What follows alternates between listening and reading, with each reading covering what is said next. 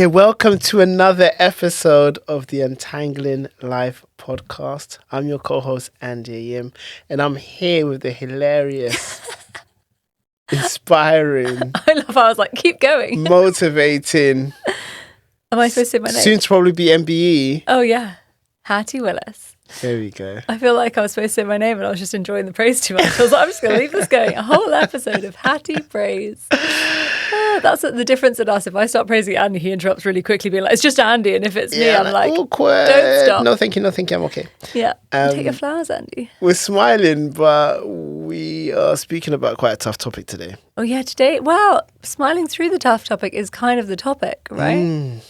So the topic is how to stay positive when the world is on fire. The world is on fire. I mean, it is on fire. It's a bit of a dumpster fire at the moment, isn't it? If we're being real. I wanted to... Definitely feels like that in the UK. But like... It's sharp here in the UK, I feel like. I just feel like it's everywhere. I don't feel like I look anywhere and go, this is going well. Yeah, in any major economy anyway, yeah, it's true. Well, yeah, and just... We'll get into it. Let's go to some street interviews. Yeah. How do you stay positive when the world is on fire? Get off social media and out into nature. The internet is not a good place. The news can be traumatic when it impacts you directly. Don't be afraid to switch off. If you find out, let me know. So should we start with like we're saying the world is on fire, the world is broken. What are the kind of big themes and threads here? There's quite a lot of war going on. There is. There is mass destruction of the planet, and it feels like we've passed so many tipping points where we said we couldn't pass. Yeah, from deforestation to climate change. Yeah. And we are already seeing how disproportionately that's going to affect lower income countries. Yeah. Where and then we're also seeing a kind of attached migration crisis. Yeah. Which then leads into far-right populism, which terrifies me. Likewise. We are seeing... There's even a lack of geopolitical leaders that are inspiring that we should look up to right now. There's a lack of leadership in governments across the world. 100%. And I think it feels like there's hope and then there's immediate disabusement of that hope. Disabusal. Disillusion. I guess the pattern personally I'm seeing is often I will go onto the news, social media, and very quickly feel completely hopeless. You know. Do you think this is a fair experience across generations? I think yes. And I think yes. And one of the reasons, not the only reason, but one of the reasons is algorithms know that negative attracts more engagement than positive. And so negative news stories do better. They get higher click-throughs. Same on social media. Pretty much every platform is geared towards the negative. And so I think your algorithm quite quickly learns what do you get moved by and feeds you more of that. So I think if you're in certain generations or certain socioeconomic backgrounds or certain groups that it knows you're going to be more afraid of this thing, it's going to feed you more of that thing. I think.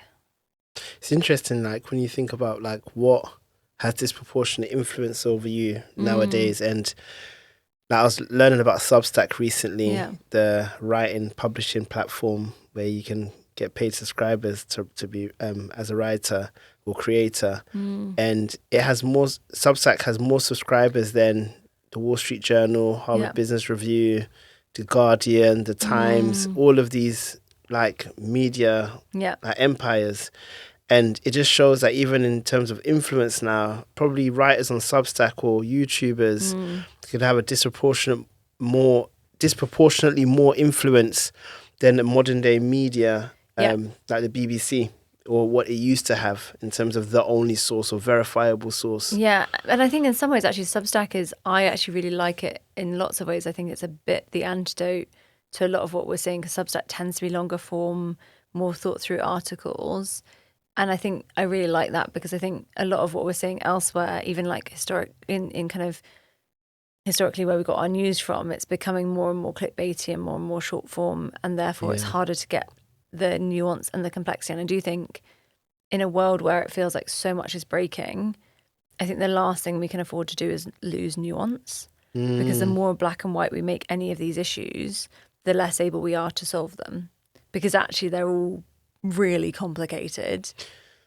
I think there's something here as well about the nuance of like going to seek your own food versus like waiting to be fed. Like when I'm on social media platforms, whether it's Substack, Instagram, TikTok, if I just rely on my feed, I'm going to get fed more and more of what's in this little bubble and this tunnel that it thinks that I'm narrowly interested in, and I don't want outside inspiration. But if I seek out information and search more, then I can actually almost like find the hidden gems and the beauty within the platforms, whether it's Substack or YouTube or Instagram. But it's actually in that behavior of, am I being fed by just what's in my feed, or am I seeking out food and going hunting and looking for information? 100%. And I think there's a unhealthy relationship today where we're actually focusing more on our feed rather than going to go and seek out. Yeah, and we end up doom scrolling, right? Yeah. And I think there is this point of, you can train your feed. When you give it attention, whether that's time spent on a video, whether that's whether that's a comment, your feed is learning, you will give this attention. I'm going to give you more, because it's an attention economy. They make money by having your attention to then convince advertisers I have their attention. Yeah. And so I think there is this point. I one of my greatest successes in the last couple of weeks is I managed to train my feed that for like 2 days, all I got shown was Bad Bunny content. Yeah. And it was joyous. You know what? It was like everything was a skit that he'd been in. It was part of his performance at the Super Bowl, which was one of the best examples, I think, of an antidote to doom. Was this pure exhibition of joy and culture. Live experience. Exactly. Well. And authenticity. And it felt like we were getting a real eye into something that he wanted to share, because it was joyous and hopeful. And isn't it magical that so many people who don't understand Spanish still love that performance? I mean, literally no idea what I was nodding along to, and just obsessed. And so I think there are these kind of joy moments. I think one of the things that I was reading, and you know what, the tendency, I almost just said I was reading an article, and I wasn't reading an article, I was reading a carousel on Instagram. So we do this a lot, right? We transpose that we've read more on something than we have. It sounds smarter as well, and it sounds like... But even I thought it, I was like, oh yeah, I remember reading about it, so it must have been something longer. No, it was like a short carousel. But it was this idea about the danger we have currently, one of the dangers, is that there is so much cognitive dissonance that we are putting... Could you explain what that means for our listeners? So essentially, in this context, what I'm talking about is you can literally be on a reel that is a charity appeal where you are watching horrors unfold, and you feel the only thing you can meaningfully do is donate, and you might see 5 of those a day, and at a certain point you're going to run out of donation capability, and then you scroll on, and also sometimes you don't know, should I donate to this? Is it legitimate? Where's my money actually going? There are all these questions particularly when people do, when there's a big cause that comes up in the news, suddenly it's really hard to know where to meaningfully give your money. Yeah. But you'll scroll from something that is incredibly brutal to watch, and we scroll on, and then someone's doing a funny TikTok dance. And the whiplash of going between that kind of content. Switch. Yeah. And it's not even like a content. I really do mean like whiplash of like your brain is reverberating in your skull from how much it's having to, am I happy? Am I sad? Am I terrified for the future? Am I momentarily distracted? Oh, dopamine. Yeah. And it is therefore leading us to be incredibly desensitized to the stuff that we do see, because we feel completely hopeless in it. When something happens, I think on social media, it feels like your choices are speak out about something you often don't know enough about, but you want to do it immediately so you don't look like you don't care. And or make a donation. Maybe write to your local MP, but if it's happening in another country where you're not electing officials, okay, tricky. So you can basically either amplify or fund are your kind of two options. And they don't feel like enough. When you're faced with this level of horror, those things feel like a complete drop in the ocean. And also it feels like there's too many causes to do it for. So we're having to constantly weigh... Like this paradox of choice, but endless choice is almost leading to paralysis in a way. 100%. And it feels like individual action is the ask, but how do you keep caring about everything with the same height when you're seeing so much that's horrifying you? Yeah. And I think a lot of us then end up in complete paralysis, to your point. You don't share, you don't post because you're afraid of getting it wrong, or you know, it feels like if you start, you'll never stop. And then it's this kind of, how do I keep up with it almost? Do you feel like environments like school and work should be healthy escapes and breaks from like social media and all of this news being in your face all day, every day? The temptation even of looking at your phone. Yes and no. I think what's tricky is because we live in... But this isn't the tricky part. But because we're lucky to live in very like multicultural spaces. Let's say, you know, we both have a friend who is Iranian who has been sharing how impossible it is to be showing up at work not completely haunted by what is happening to friends and family. And I think there is an element where, you know, and I think when George Floyd was murdered, a lot of people were talking about this, and actually it was, I think, one of the good times the conversation happened about we're just expecting Black people to show up for work and not have any sort of trauma attached to this incredibly brutal thing that everyone's just witnessed that is going to hit very differently if it looks like you. And I can be horrified by it and I can find it heartbreaking, but it's not going to hurt me in the same way. But we're asking people to still show up at work and, okay, can you see my screen? Let's share a PowerPoint. And so I think... Yeah, there's a relationship between the two. And I think there is I think that's actually part of the challenge, is that I think we can want those spaces to be a retreat, but I think the reality is we're asking people to hide a part of their identity and hide a very real, reality. No, yeah. And actually that is really impossible. And then, we're worried, and then we're wondering why they aren't showing up perky. Yeah, I understand that. And I also want to talk a little bit about like neurodiversity here as well, because I do think that's a lens that's important when we think about the dopamine hit and social media, and how, you know, someone with ADHD may process things differently to someone without ADHD, or on a different part of the spectrum to ADHD. So I think sometimes we use this catch-all approach of like, oh, social media, we're all on it, we're all just scrolling through. But actually it's a different experience, or it's processed in a different way for different people.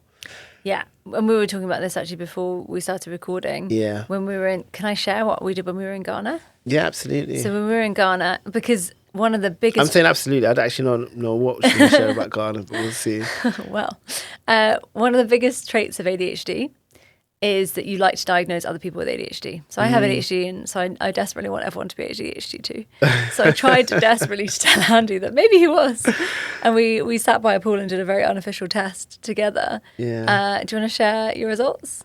Yeah, I didn't have ADHD. And actually, the way you kind of score is you have a kind of 0 to 5 on these questions of how strongly do you experience. And I was like 5 being very strong. Yeah. And I was finding it like genuinely was almost blowing my mind how low Andy was able to score, because I was like, but surely everyone's at least a 3.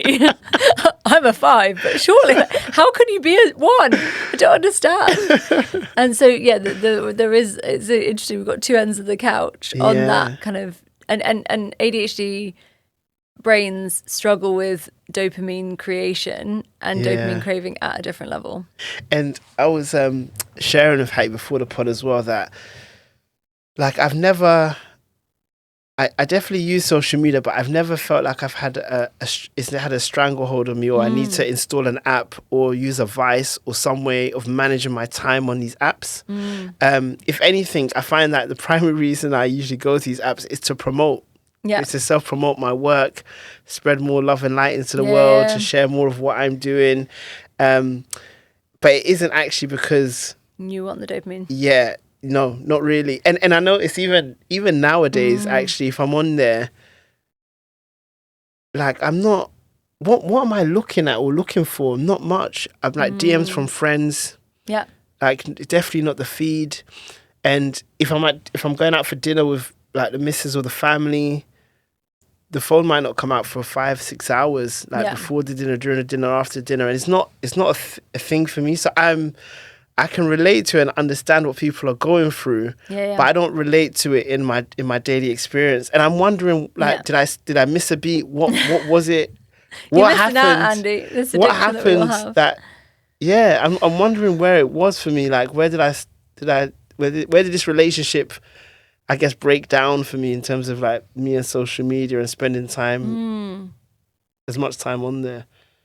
I think it may be that you have a healthier relationship with dopamine, but I wonder why. Like I'm trying to look at root cause, almost like some of it might be your brain chemistry.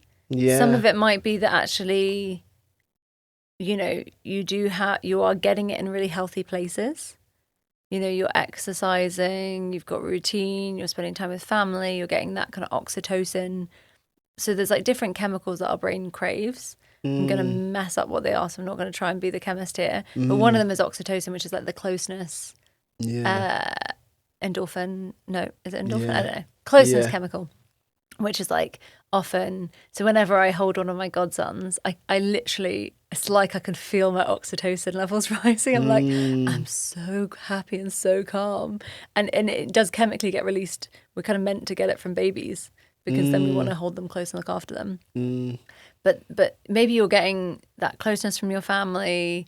Maybe you're getting healthy levels of dopamine, because the point of dopamine, and again, not a scientist, but have been reading this great book called Dose, which is all about the different chemicals that we crave and how we get them. Interesting. And what it essentially argues is we're supposed to earn dopamine. So it's basically, chemically, we're supposed to kind of build it up by doing hard reward things. Mechanism, Yeah. I built a fire, dopamine. I've hunted some food, dopamine.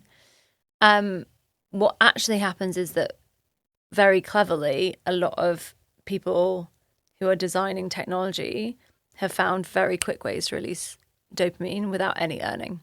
Yeah, so it breaks that cycle, that natural cycle. Well, so the concept he uses is you kind of should have this factory where you're producing dopamine, but all that happens is you're using your dopamine supplies. So if you've ever lain in bed scrolling and then had no motivation to move, that would be an example of actually you're spending your dopamine, but you're not earning it. So maybe you have a healthier relation, and ADHD does struggle with that more. We're not as good at creating dopamine, and then we seek it in higher risk. I mean, again, I'm simplifying ADHD, but those are elements of it. Yeah, I find it fascinating.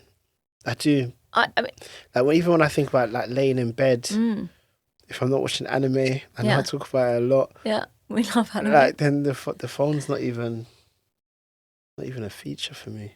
I think that's where we. So I think on a. If I wake up in the morning, even. What's the first thing you do in the morning? Pray. Pray, brush my teeth.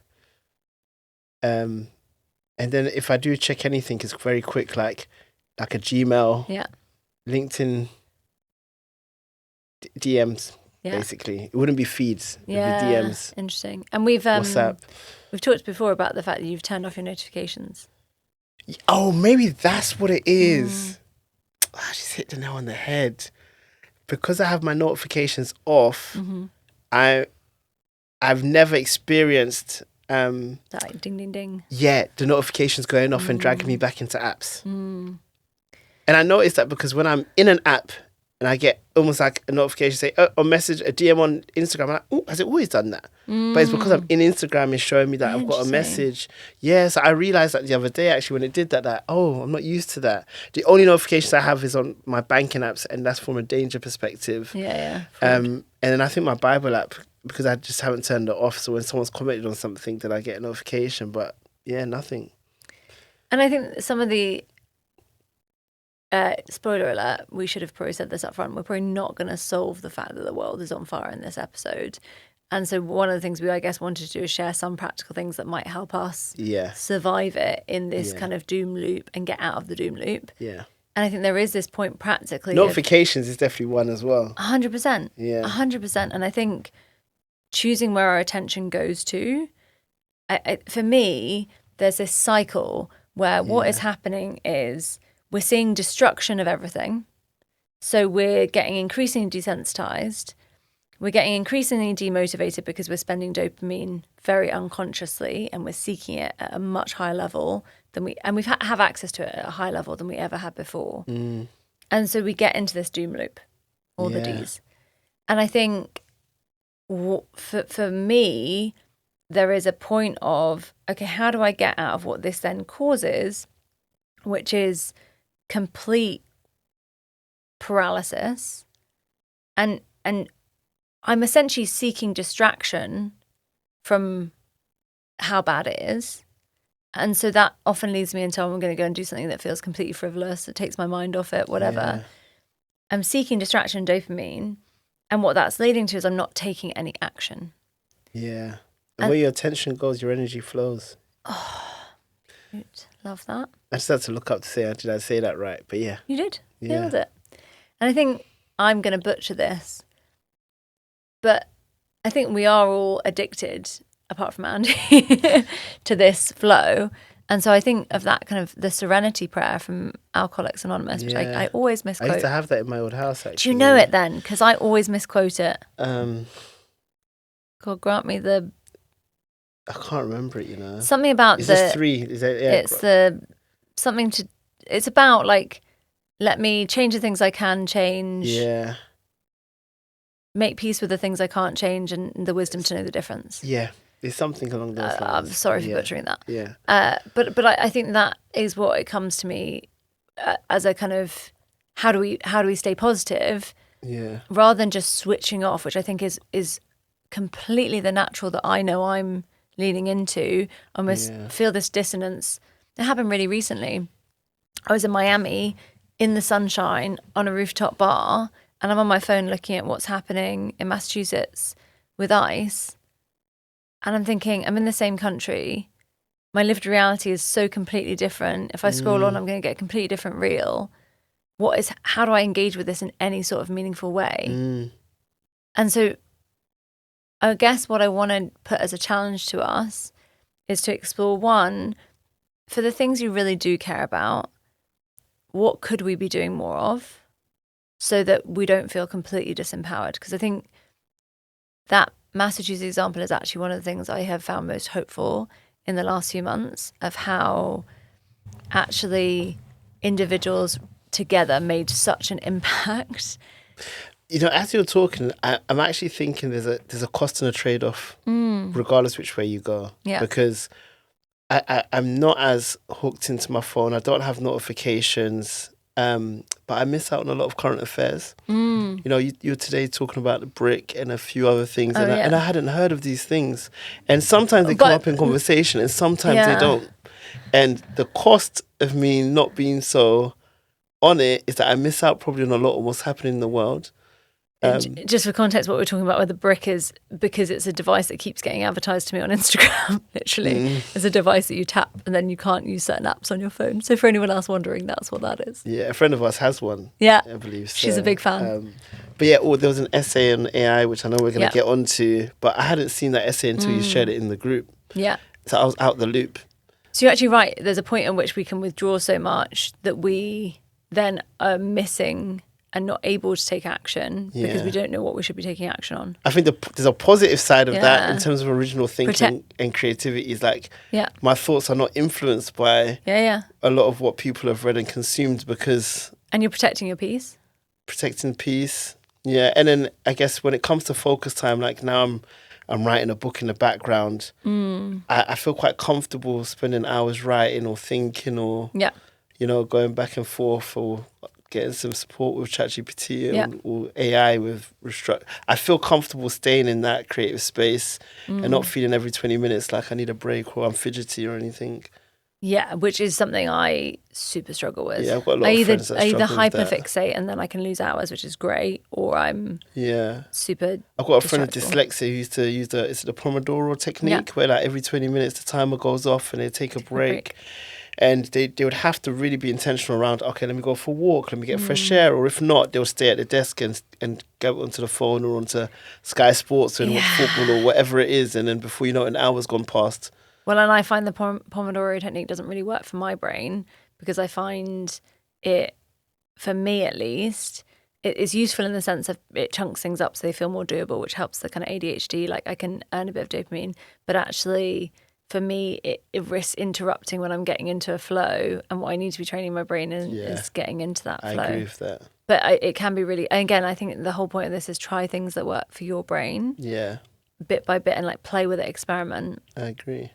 So, okay, so from your side, let's start with the things that we do want to take action on and practical things that I guess we're going to give ourselves permission to try. Again, just to be crystal clear, I do not feel like I'm nailing this. And it's one reason I wanted to do this episode is not because, sorry, we were a bit mean with the title. We sounded like we had the answer. Spoiler alert, we want the answers. So tell us what you're trying. But I think we need to give ourselves permission to try stuff. Otherwise, there's no hope. It's all experimental. We're all figuring it out at the same time. I think one default to start from is, say I turn to my phone a lot and I know that I struggle to break that habit. How do I train my algorithm so I'm getting fed more positive content or nourishing content that actually better for me or expands my mind? So, like, how can we do that? Who you follow?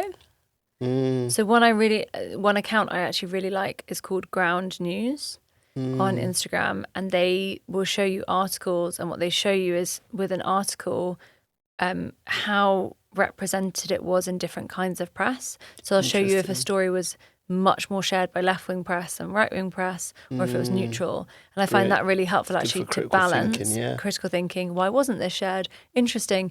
I wouldn't have seen this because it's maybe not in the papers I default to. So following things like that, I find for me is actually quite rebalancing. It doesn't mean it's happy news all the time, but actually some of it is more positive than I'm being led to believe because of what I'm reading. Or even like what our producer Cass shared around, like when you find a story that's really interesting, taking it off social media and going to investigate and reading a longer form article around that same topic. Or listen to a podcast. Or listen to a podcast or watch a long video. But reading around the subjects. Like at the moment, I'm looking at in-house audio systems. Very random topic. But it started Is this for the renovation? Yes. It started on Instagram. And then it went into YouTube. And then it went into reading a little bit more about it. And it was probably about a 40-minute adventure with the missus, just reading about home audio systems, random topic, but it was necessary to get to a level of competence where it feels like, okay, I feel like I know the first steps we could take on making a decision here. And I actually think we're going to touch on AI in a minute, but I do think that is, again, something we talk on in the separate kind of how to use AI episode or an episode that dives into that a bit more. But we talked about how do you get different sources. I think that's a big thing is if you're, and there's a book I actually really like, it's obviously not flawless, but a book called Utopia. No, that's a different one. Is it Utopia for Realists? No, there's another book all about how good. We'll put it in the show notes because I'm going to butcher it. But there's a book about the world is better than we thought it was. Nice. Something for optimists. Which I believe in actually even now, to be honest. And they basically ask a load of people a load of questions about, what percentage of people are living in poverty, what percentage of people... And people were more pessimistic than what it actually was. Yeah, but I think that's what the social media loops does. It's true. Yeah. And I think we need to not ignore what's still incredibly broken and needs our attention to fix. But so for me, it's that, okay, if I really care about something, I need to get out of the fear of looking into it more. Because I think I get almost like, oh gosh, I don't even want to... and I think it is easy to be like, I don't know enough about this, so I'm not going to talk about it, but I'm not going to really, I'm just going to try and scroll past it. Yeah. And actually, I do think it's important that we go and read more and get different perspectives and try and understand the nuance. Again, these are normally very nuanced, and I tend to be quite black and white in my thinking. Like, I want it to be, this guy's the goodie, this guy's the baddie. I want it to be, this is the right, this is the wrong. I want That's that. interesting to hear, because I feel like this historian in you probably loves a pro and con, a for and against, understanding both sides to come to an informed opinion, because a lot of historical study, I'm sure, is in that lens. So David Mitchell, brilliant kind of actor and comedian, came to our college and did a talk once, and he studied history, and he told this brilliant joke, which I want to pass off as my own, but I will credit him. But he was like talking about, and got one of the biggest laughs because there were a load of historians in the audience, but he was like, and I remember writing my essays, and basically what I learned is that, like, whatever the question is, what is the biggest factor in the demise of the answer is always, well, there's a bit of both. There's a bit of both. Normally, bonus points if you can think of a third reason they haven't raised. And that is kind of how you learn to answer. But I think we're being trained out of that, right? Yeah. We are being trained, and we're being trained. I think this is the other really dangerous trend I see. We're being trained out of being able to have conversation. Yeah. Because it's all, and again, super guilty of this, it's all about moral... What's that high ground? Yeah, moral high ground, and like grandstanding. And like wanting to be seen as on the right side of history, on the right side of something. And we are increasingly unable... Or not wanting to be cancelled. It's very polarised, And therefore, I'm not able to admit, I don't know enough about this, but I would love to learn more. And also, we're not humble enough, or we get defensive then if in the process of learning more, I do harm because I say something bad. I'm then maybe going to double down and go, well, that wasn't my intent, when actually I have caused some harm, so maybe I need to interrogate that a bit more. We're not able to have those conversations in a way that holds that there's an education that often needs to happen, but there's also a responsibility on the person being educated to not put that all on someone else. So I think there's two things that you mentioned with this point. One is around really searching widely around what you want to make up your feed. And maybe you look at it through different categories, from a relationship perspective, from a money perspective, from a learning perspective, from a curiosity perspective, just that your feed is really rich and made up of different. Entertainment's probably one of them for many of us as well, but your feed is really rich and is made up of intentional people that you follow, unfollow. And actually that's probably a second point, like, from time to time, intentionally unfollowing people, 100%. That's okay. You don't have to follow people for life. Like, maybe there's a seasonal reason and they've outlived that, and now it's time to unfollow and nurture the feed. And just by going through your feed and unfollowing even every day over a week, you get to now retrain and rethink about what your feed looks like. And then the third thing I think you touched on, which I liked, was social media as part of your research stack. So actually it forms a part of how you look into a topic, learn about a topic, find out about a thing. So it's not the sole, like, I just watched this 2-minute clip and now I feel like I have an opinion. No, it's actually part of how I form an opinion, because that leads me to the curiosity to learn more. Because also, we had this recently, right? We did an episode all about financial mindset. We shared a clip on social media that had, in the episode, we'd actually talked about very clearly, like, this just doesn't apply to everyone. There's a base level of, like, Maslow's hierarchy of needs where you just do need more money. And that is critical. Without that, like, step one, if we don't get there, we can't talk about the rest. Then we went on and talked about, but there is a point where actually we have this more means more mindset, and actually, does money buy happiness? No. We put on a clip on social media about does money buy happiness, and so many people in the comments are kind of coming in going, oh, well, money would buy me happiness because I need it for these reasons. And I'm thinking, those are so legitimate. But you exist in this impossibility of, like, I can't caveat everything to the nth degree. So this true. is a clip from a longer podcast in which we actually have said that. So true. And obviously some responsibility sits on how we frame the caption and everything. But people don't, this is the other thing, people don't read captions. So even if you give, I know so many people who've shared the context in the caption almost as like a test. People don't read the captions. We just want this short form. I want to react. I want to be mad. I want to judge this thing, good, bad, for me, not for me. And that is what accelerates conversation at the moment, is this, like, need to disagree. But it's so crazy, Hattie. I'm just thinking, if this was a social experiment and we had like 50 people in this cramped space here, and we treated it as if, let's treat this like it's our Instagram reel. And it means that I'll go to Hattie quickly, talk to her, didn't like that. Okay, I'm going to go to quickly over here. I'm going to not like that. Okay, I'm going to go over here quickly. We're not going to have a conversation for long. I'm just going to comment and I'm going to go. It'll be so crazy to physically engage with people how we digitally engage online. 100%. And also there is a point where there obviously have to be limits, but there is a point where I can not like what you're saying and I shouldn't not listen. And I shouldn't not be able to have a conversation. That conversation shouldn't be just me trying to convince you you're wrong.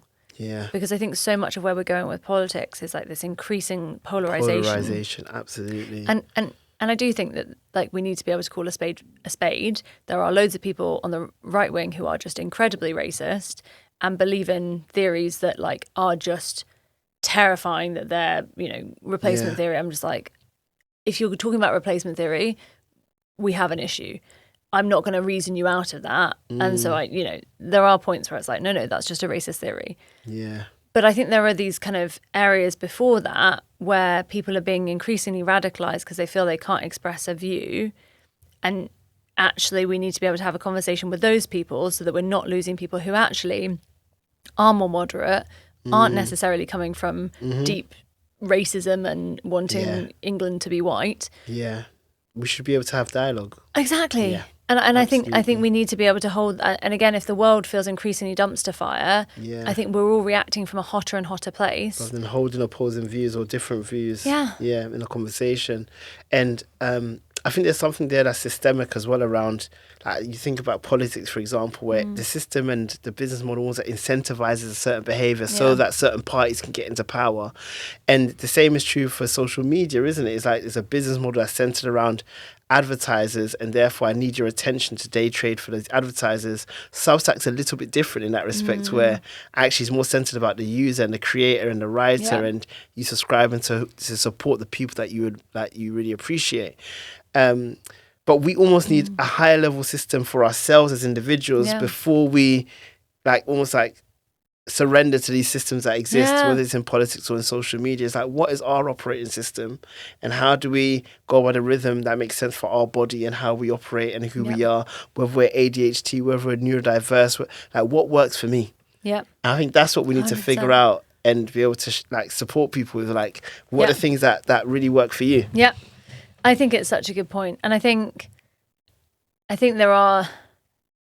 need to also, it's so easy to feel like these things all need systems change and therefore I can't change anything. Paralyzing again, can't do anything. Yeah. So we can, I think there's some things we can do to take back agency. So we talked about go and actually explore different opinions, go and have more conversations around it. If you feel, I think there is a really good point of if you feel really not comfortable talking about something, go and do some research and then try and have a conversation, and you actually build confidence by being able to have a conversation and explore it from different angles. And even the way you have the conversation. 100%. I've just learned about this topic. Look, I haven't read around it, but this is what I've heard.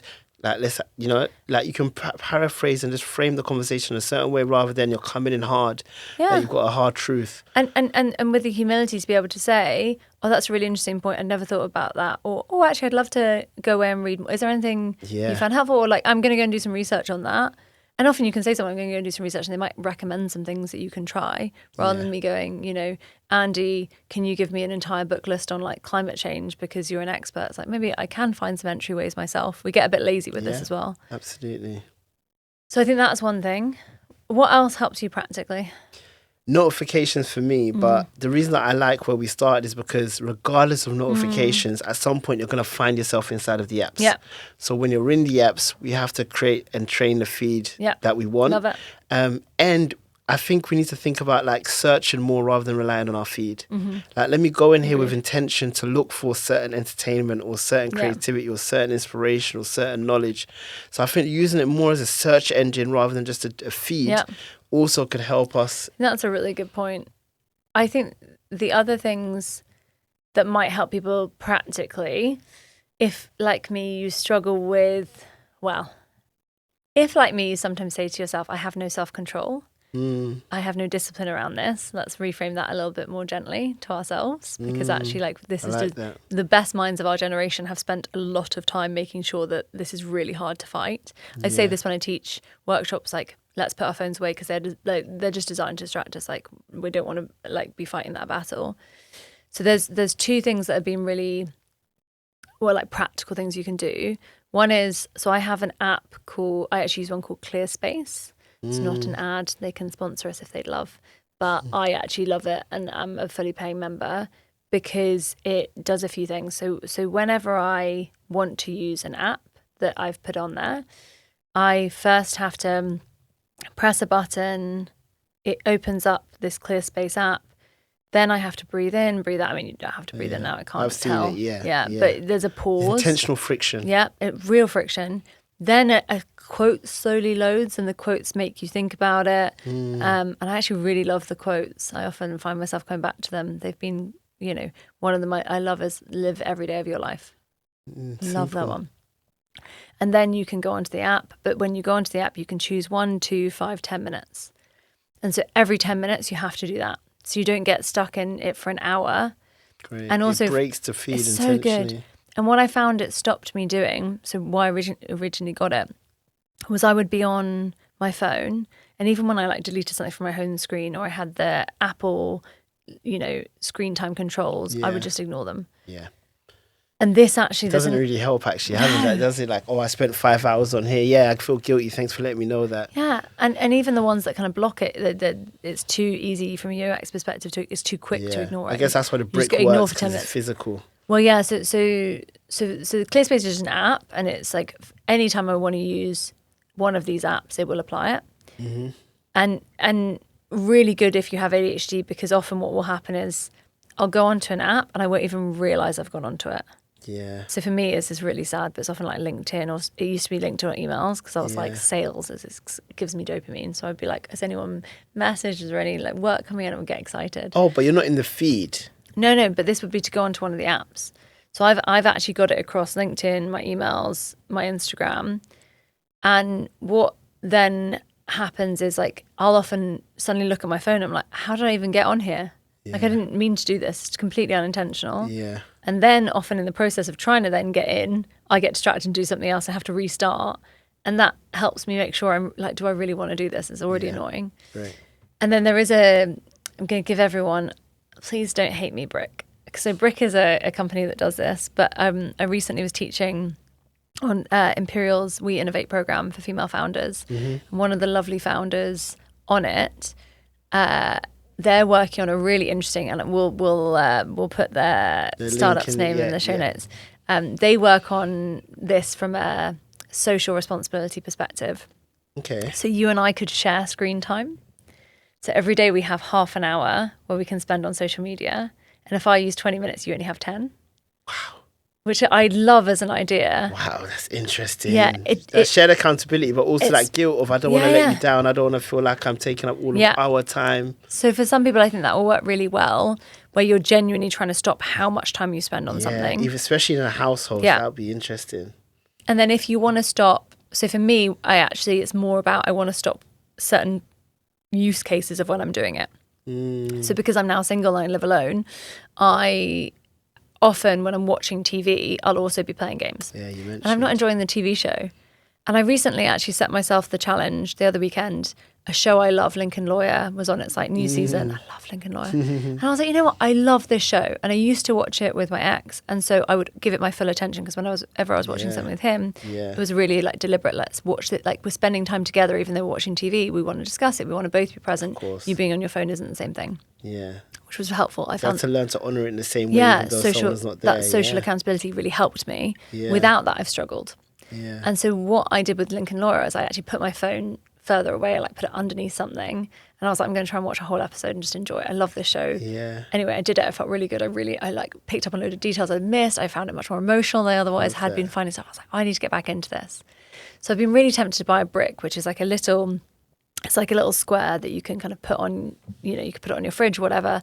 And the idea is you tap it physically, and then it shuts down certain apps. You choose which apps you can't access. And then if I want to access them, I have to stand up, go and tap it. So the idea is it's this kind of physical, I can't just sit on the sofa. Imagine leaving a house in the morning and tapping it. Yeah. And you can't access your apps until you come home. 100%. So you can do it. So again, Cass, our amazing content queen that does all the editing for this podcast and all the content, she uses it, before she goes on a date night. Things like that. So with the ADHD, where that's a challenge. So I love that. It's all habit forming behaviour, isn't it? You get to a point where you get so good at it that hopefully you don't even need to use it after a certain point. And the only problem with brick is it's expensive. It's like 50 quid, I think. And this founder of the social accountability, I told her I really wanted to get a brick, and she let me on a secret, which is no. It's this app called Focus, Focus, which we'll put in the show notes.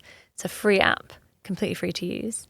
And it allows you to turn any NFC device. So NFC is like basically it's like touch technology. If you think about your content. Into that brick type of... You can turn anything into a brick. The app is free to use. Focus is free to use. And then you can literally buy on Amazon, just search like NFC card, NFC tag, that you normally get like 50 for £2. I mean, they're super cheap. Buy some for your friends, give them out. Everyone can use Basically programs it so that behaviors in it. And they're super easy to program. This app Focus will let you program it and set it up, and then you can tie it to your fridge. You can put it wherever you want and do whatever. But it'll cost you about 50p rather than £50. So you're welcome. If you do choose to do that, can you record it and just I'm actually going to do it. I've got my tags just arrived, so I'm about to do it. So I will share. I'm going to post about that. We'll put that in a newsletter. Yes. And also then you can make it look cute because you can choose your tag. So... Yeah, we'll put that, we'll share that. So those are some practical things that I do to try and, I guess, get me off the environment that is making me feel so pessimistic. Yeah, I know as we wrap up, we usually talk about prompts, but I would really love to hear what other people do to manage their time, especially on social media, especially in this world of doom scrolling, because I'm open to ideas, and I feel like I could even inspire another episode, to be honest. And I would also love to hear, how do you stay, not just how do you manage your time, but how do you stay positive without falling into toxic positivity? Because I think what we have talked about is like there are really real issues that we're trying not to get desensitized to. So what we don't want to do is just yo-yo back to like, we just have to feel great about everything. Actually, what we want is to be able to engage meaningfully, take action, and not get stuck in this paralysis. And to keep hope that our individual actions can keep going. So for me, it was a lot about reading about what's happened in Massachusetts, about how individual action, completely decentralized leadership was able to make these amazing resistance protests and actually stop it overly relying on one person. So many people took amazing action, and I completely inspired and very hopeful that can create change. And so I would love to know for other people, what are you doing? What actions have you found help beyond, I guess, donating, beyond just sharing on social media, where you care about a cause or where you're trying to stay more positive and optimistic about where the world's going? So please do write in and tell us. We would love to hear. And also, if you're watching on YouTube, Spotify, where you can comment, anywhere you can comment, please do tell us in the comments so other people can see your ideas, because I think it's lovely that this community can share what's working.